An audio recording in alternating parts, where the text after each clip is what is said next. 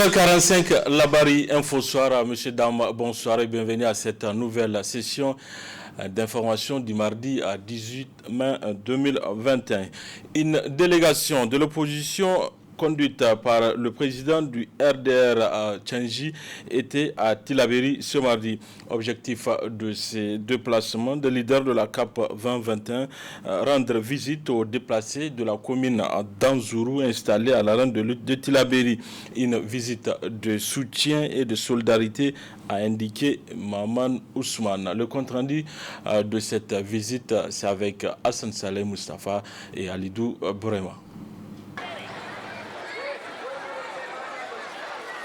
C'est sous un soleil de plomb et une chaleur accablante que le président du RDR Tchangi et les leaders de la coalition pour une alternance politique CAP 2021 ont rendu une visite aux personnes déplacées de la commune d'Anzourou qui ont fui les atrocités des groupes terroristes pour trouver refuge dans la ville de Tillabéri où ces déplacés ont été installés dans l'enceinte de l'arène de lutte. À l'entrée des leaders de l'opposition politique de l'arène, c'est l'effervescence.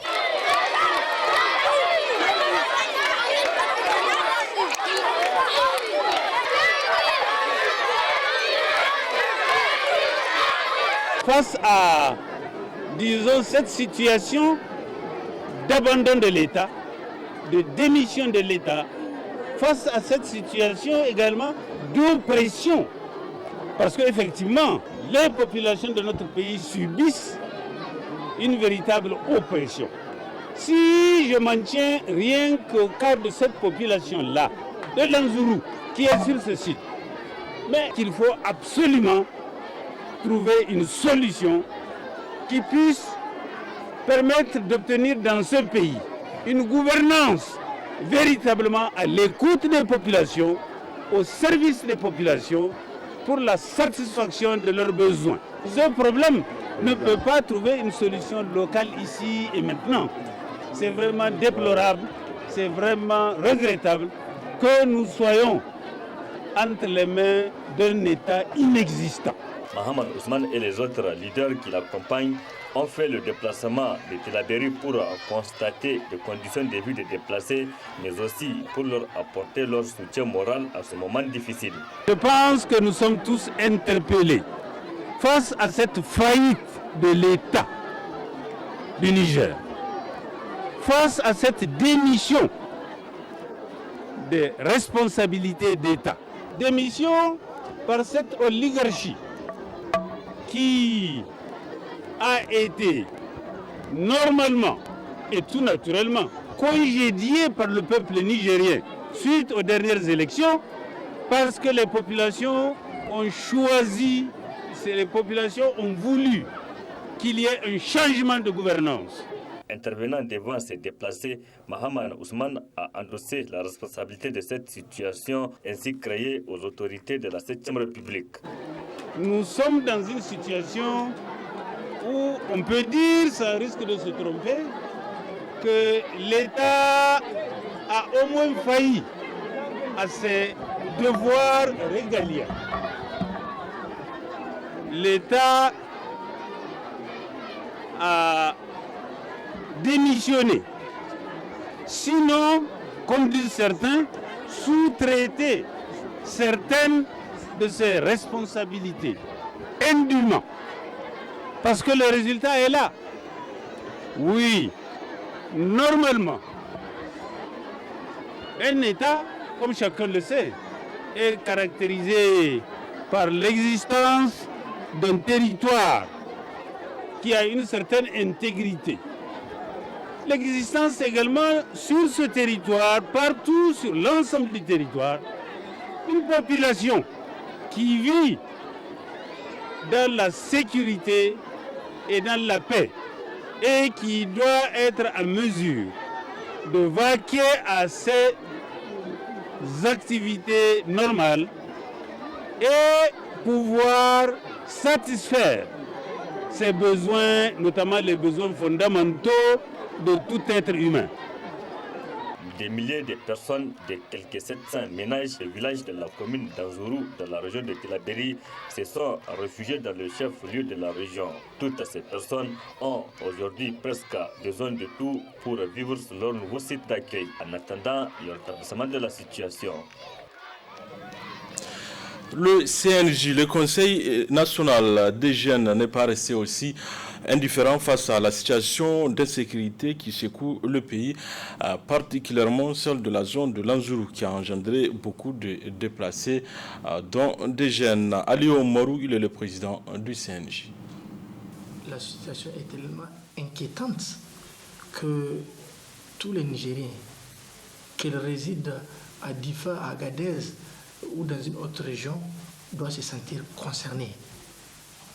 Et nous devons prendre cette situation très au sérieux parce qu'elle est arrivée, j'allais dire, à la porte de la capitale, puisque c'est quand même à quelques centaines de kilomètres. La situation humanitaire, elle est plus que catastrophique parce que des enfants, des jeunes, des mamans qui souvent ont même du mal à se déplacer se retrouvent aujourd'hui dans des conditions extrêmement difficiles. Ils sont casernés dans l'arène qui ne peut pas contenir tout le monde. Le gouverneur et ses collaborateurs de la région de Tillabéri essayent en tout cas de trouver d'autres sites pour les loger. Il va falloir que l'ensemble des organisations humanitaires s'élèvent et dans l'urgence absolue pour aller, dans un premier temps, créer les conditions sanitaires pour ces populations, pour éviter une catastrophe. Parce que nous sommes plus que préoccupés de cette situation. Je pense que ce n'est plus l'heure d'attendre le gouvernement ou un quelconque politicien de régler la situation, mais c'est tous les Nigériens qui doivent s'y mettre, et notamment la jeunesse qui, on estime, a de l'énergie pour aider. En ce qui nous concerne, nous avons écrit à l'UNICEF dès le samedi pour leur dire, compte tenu de la situation, nous avons nos bénévoles qui sont disponibles à aller dresser des tentes, à aller distribuer de l'eau, à aller aider en tout cas à caser les populations ou même à répartir du bien matériel ou immatériel à ces populations.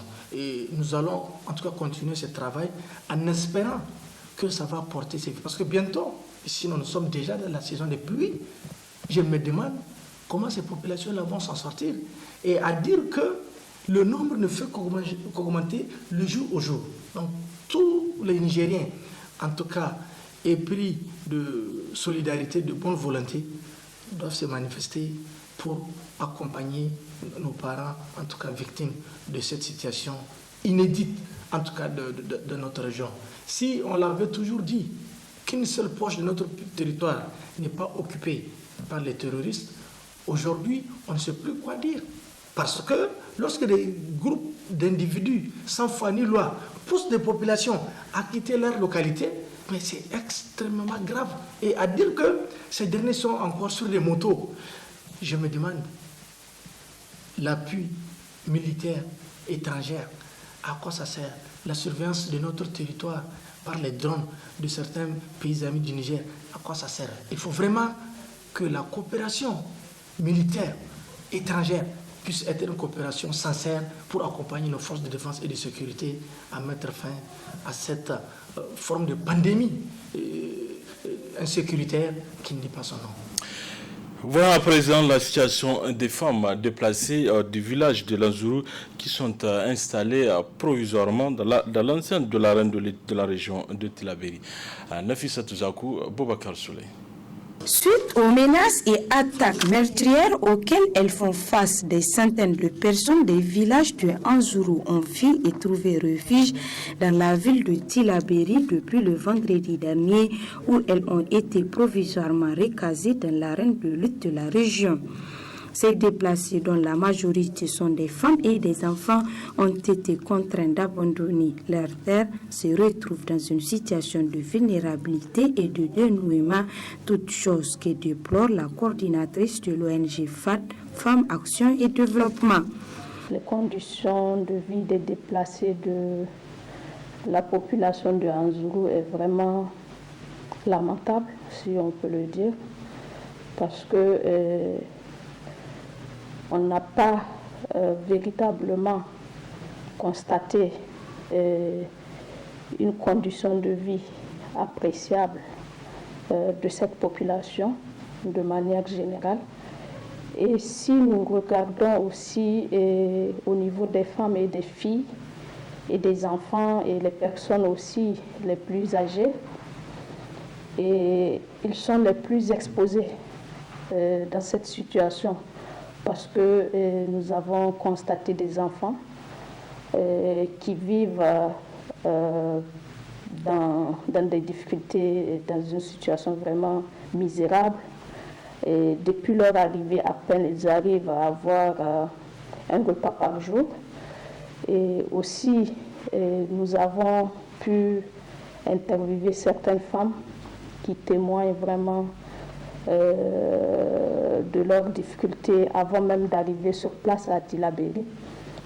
Depuis plusieurs années, elles vivent dans des situations très critiques dans ce village parce qu'elles sont tout le temps paniquées, des menaces terroristes, aussi des femmes qu'on a déplacées, des femmes qui sont enceintes qu'on a déplacées et qui ont accouché dans des situations critiques pendant le trajet, sans assistance sanitaire et dont nous méconnaissons dans quelle situation elles sont aujourd'hui. On ne connaît pas pour le moment jusqu'où ça peut arriver, mais quand même, on pense que les femmes, les enfants ne sont pas en sécurité dans cette arène. Très touché par cette situation, l'ONG FAD décide d'apporter une assistance à ces populations déplacées. Au niveau de l'ONG FAD, d'abord il faut regarder la situation de manière générale pour voir ce que nous pouvons faire en tant qu'organisation de la société civile, pas en tant que simple structure de la société civile. C'est déjà de voir comment mobiliser les autres structures féminines pour mener une action d'ensemble.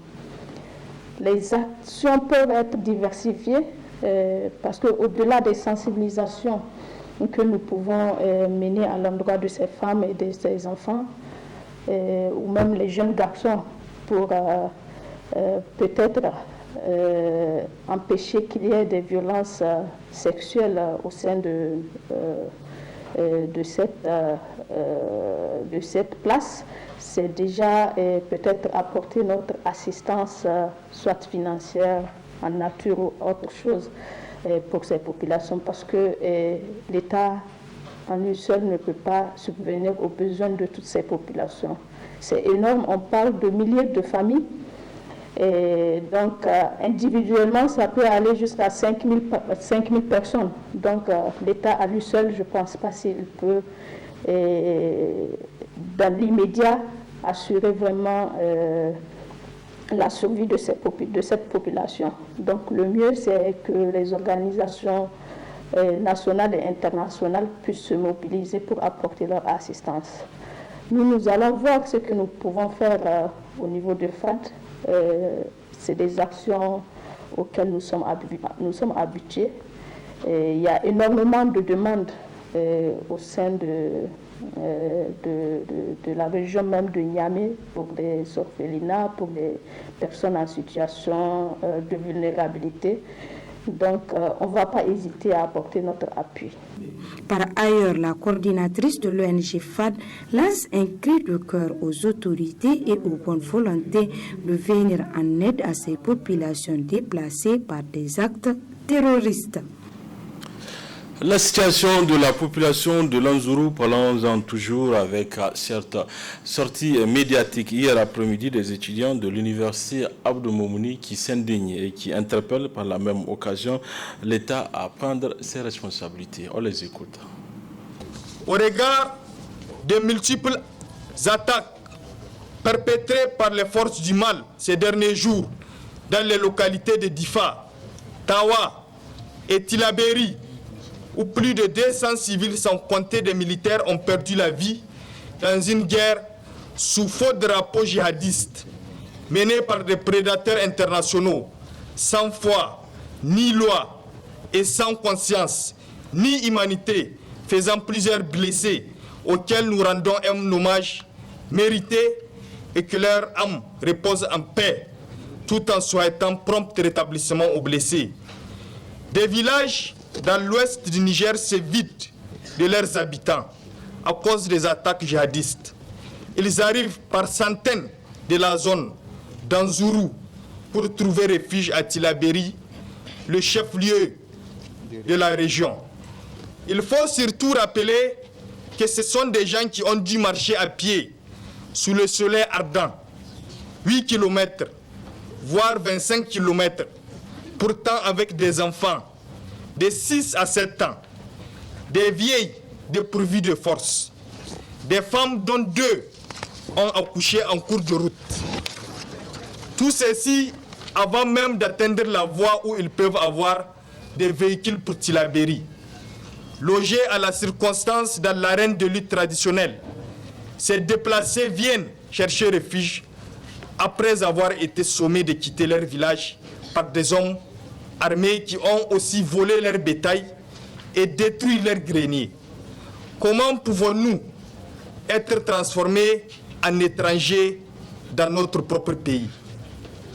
Au vu de tout ce qui précède, le comité exécutif de l'ONU condamne avec amertume la recrudescence des attaques terroristes dans notre pays, notamment dans les localités de Tillabéri, faisant une multitude de victimes civiles et militaires, et se consterne face à la situation des déplacés, surtout dans Zourou, que suscite ce conflit.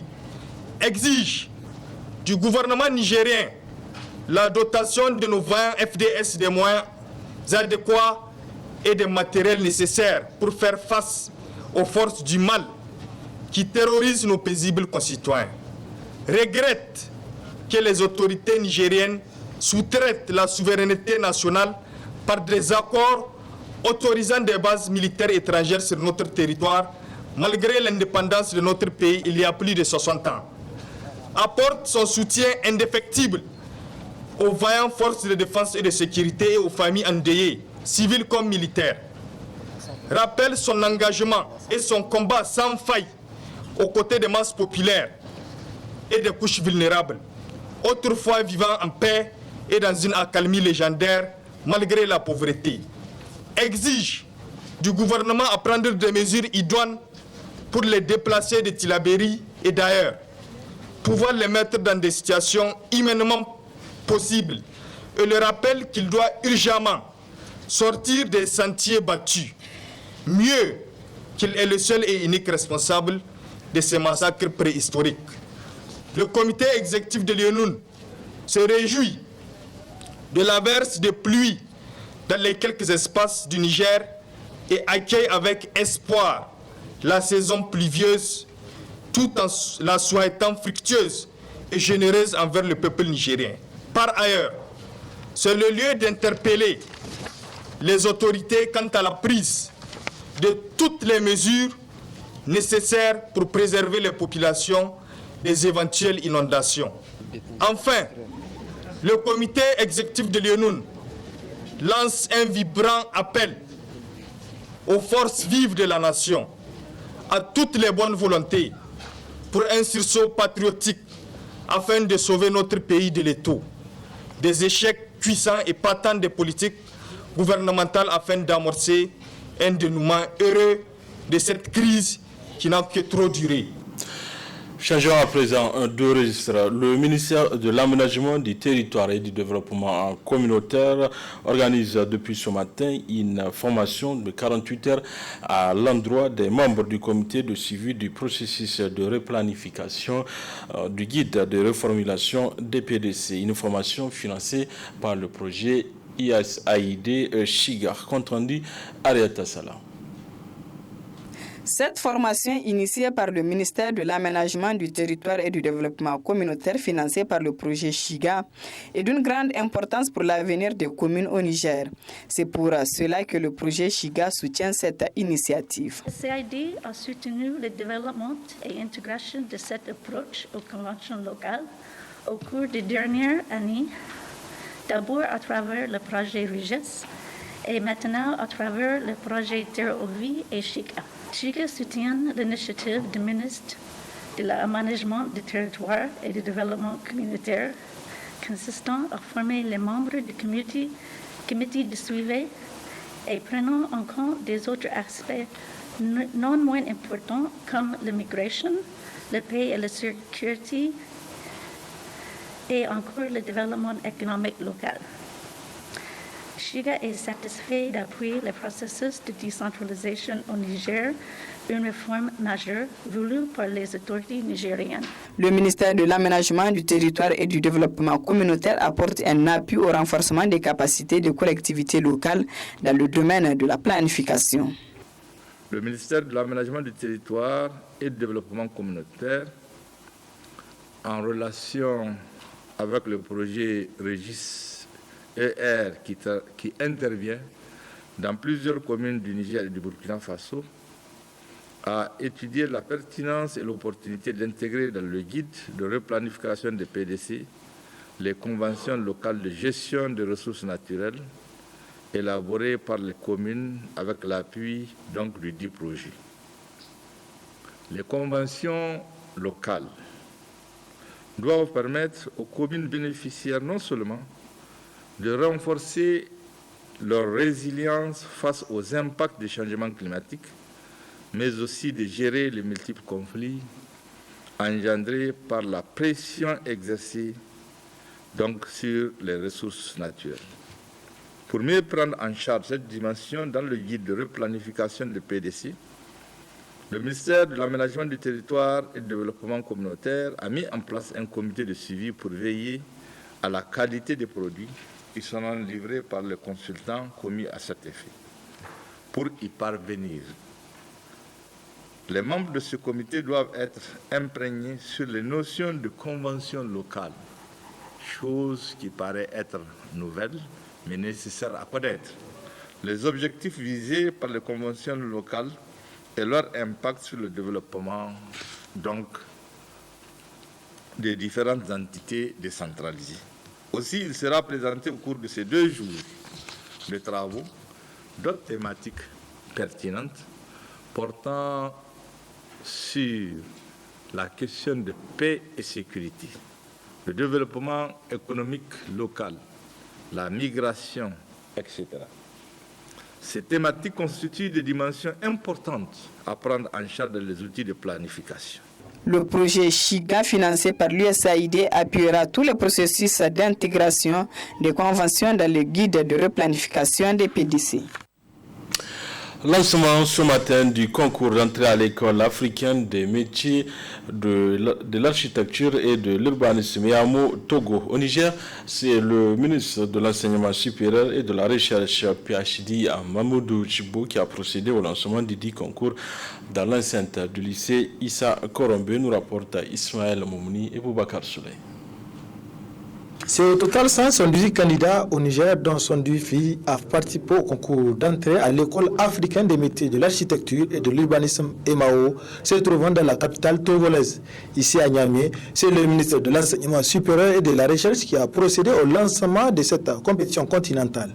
Mamoudou Djibo se réjouit de la bonne tenue des épreuves. Quand le Niger entre dans une compétition internationale, puisque c'est une école inter-État, c'est toujours heureux de lancer l'activité et d'espérer que le Niger va renouer avec son passé d'excellence pour que les Nigériens figurent parmi les meilleurs candidats, ceux qui vont réussir, et que les Nigériens soient les meilleurs à l'issue des formations. Nous avons cette année 178 candidats, dont 48 filles, et les 178 candidats sont répartis en 4 centres, dont Niamey regroupe le plus grand nombre. Mais l'épreuve est lancée à la même heure pour l'ensemble des pays membres participants. Et je me réjouis de la sérénité dans laquelle j'ai trouvé les candidats. Et je me réjouis également du point de préparation dont m'a rendu compte le directeur général de l'UNEX. Je souhaite tout simplement que tout se déroule normalement, dans de très bonnes conditions, pour que seuls les meilleurs gagnent. Mahmoud Jibo n'a pas manqué également d'adresser des conseils à l'endroit des candidats. Le seul conseil, c'est le travail de la sérénité, l'assurance, la confiance. Parce que le problème des candidats, malheureusement au Niger, on ne prépare pas les candidats aux examens. La panique gagne rapidement les gens, la hantise de la page blanche comme on dit. Je leur conseille juste d'être serein et de croire que s'ils sont admis à faire ce concours, c'est parce qu'ils en ont le niveau. Et qu'il n'y a pas de raison qu'ils échouent. C'est par une épreuve de mathématiques que débute l'examen qui va durer 48 heures. Ces épreuves se déroulent simultanément et à la même heure dans 20 pays africains. Bonne chance aux candidats. L'ONG Oxfam organise depuis ce matin à l'hôtel Ténéré le deuxième forum des partenaires du projet Gouvernance démocratique et droits humains. Un forum de 3 jours financé par le Royaume du Danemark au Niger. Nafissatou Yahya, Nasser Sedou. Organisé par l'ONG Oxfam avec l'appui financier du Royaume du Danemark, ce deuxième forum des partenaires du projet Gouvernance démocratique et droits humains, GDDH, est un espace de découverte, de partage et d'interaction entre structures bénéficiaires, notamment les organisations de la société civile OSC. Mis en place en août 2018, le projet GDDH s'inscrit dans le programme pays de la coopération bilatérale de l'ambassade royale du Danemark auprès du Niger pour la période 2017-2022 et s'intègre dans la thématique gouvernance démocratique, stabilité et gestion de la migration. Exécuté par Oxfam au Niger, le projet GDDH est une composante du programme de gouvernance et de citoyenneté active d'Oxfam. D'un montant total d'environ 5 milliards 290 millions de francs CFA, le projet GDDH est essentiellement dédié au renforcement des capacités de ses partenaires dans 4 domaines que sont la promotion et la protection des droits humains, la prévention et la gestion des conflits, la promotion et l'accès à une information diversifiée et de qualité, enfin, la mobilité humaine plus sûre. À ce jour, le projet GDDH accompagne 31 partenaires, parmi lesquels 2 structures nationales indépendantes, en l'occurrence la Commission nationale des droits humains et le Conseil supérieur de la communication, un laboratoire de recherche, le groupe d'études et de recherche Migration, Espace et Société, plus connu sous l'acronyme GERMES, et 28 organisations de la société civile nigérienne qui ont bénéficié de subventions, comprises entre 25 et 220 millions de francs CFA en fonction du type de projet, de la taille de l'organisation et de l'expérience précédemment acquise. Après 31 mois de mise en œuvre, le projet a atteint sa vitesse de croisière avec des résultats encourageants en termes d'exécution financière et d'accompagnement de ses partenaires. Il nous faut désormais maintenir le cap grâce à un suivi méthodique des interventions réalisées et une accélération des actions de formation. Occasion pour le porte-parole du Royaume du Danemark de rappeler le rôle des OSC dans le cadre de la gouvernance démocratique. C'est la qualité de la relation entre la population et son État qui est au cœur de nos efforts. Cette relation est fondamentale pour asseoir solidement les 3 priorités de notre partenariat avec le Niger: stabilité, démocratie et prospérité. Sans une bonne relation entre la population et son État, on ne peut pas avoir les bases de confiance pour asseoir la stabilité, la démocratie et la prospérité. C'est dans cette perspective que la société civile et les institutions qui travaillent pour la redevabilité de l'État deviennent, véritablement importantes. Dans le cadre de notre appui, quand des institutions comme la CNDH, à qui je souhaite la bienvenue, ou le Conseil supérieur de la communication font pression sur l'État, ce n'est pas pour les embêter. C'est dans le but d'améliorer la relation avec l'État et de rendre l'État conscient de ses responsabilités. Ce n'est pas pour le harceler. Il a des responsabilités, l'État doit répondre de ses responsabilités. C'est pour ça qu'il est là. C'est pour ça qu'on l'a élu.